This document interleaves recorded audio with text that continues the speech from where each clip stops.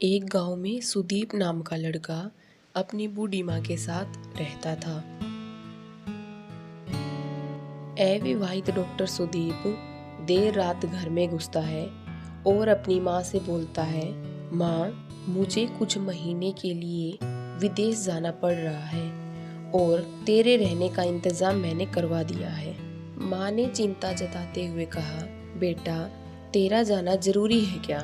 सुदीप ने कहा, माँ, मुझे इंग्लैंड जाकर कुछ रिसर्च करनी है और वैसे भी कुछ ही महीने की तो बात है।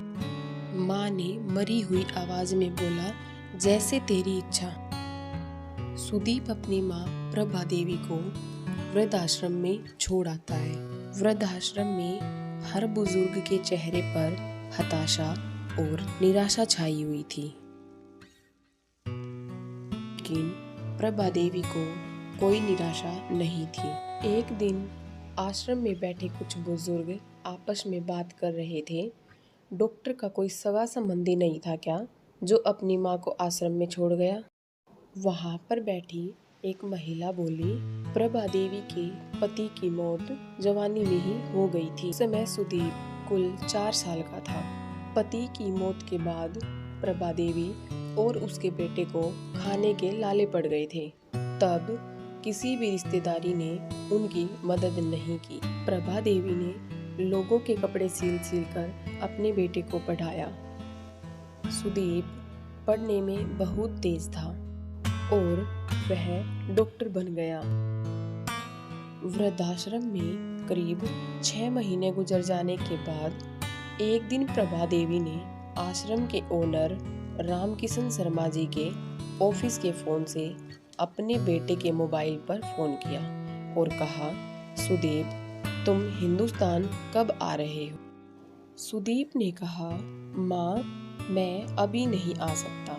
प्रभा देवी हर 3-3, 4-4 महीने के बाद सुदीप के पास फोन करती और सुदीप का एक ही जवाब रहता कि मैं अभी नहीं आ रहा हूँ।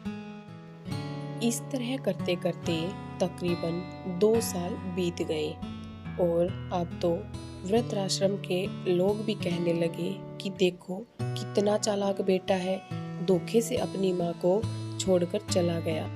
2 साल आश्रम में रहने के बाद अब प्रभा देवी को अपने फ्यूचर का पता चल गया और बेटे का गम उसे अंदर ही अंदर खाने लगा और वह बुरी तरह टूट गई और एक दिन प्रभा देवी की मौत हो गई।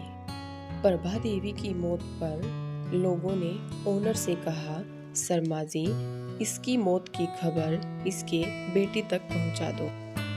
ओनर ने कहा, इसके मरने की खबर मैं इसके बेटे तक कैसे पहुंचा सकता हूं, क्योंकि वह तो 3 साल पहले ही मर चुका है।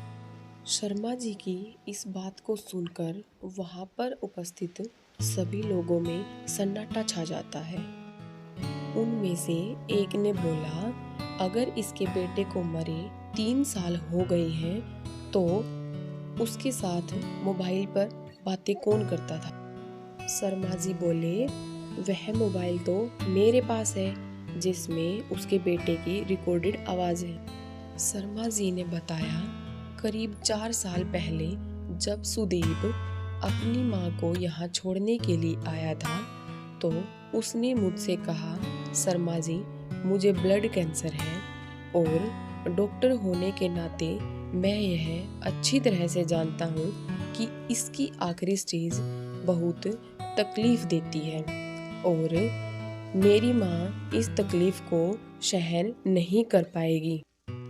इसीलिए मैं मेरी माँ को यहाँ आश्रम में छोड़कर जा रहा हूँ और मेरे मरने के बाद मेरी सारी जमीन जायदाद इस आश्रम के नाम कर जाऊंगा।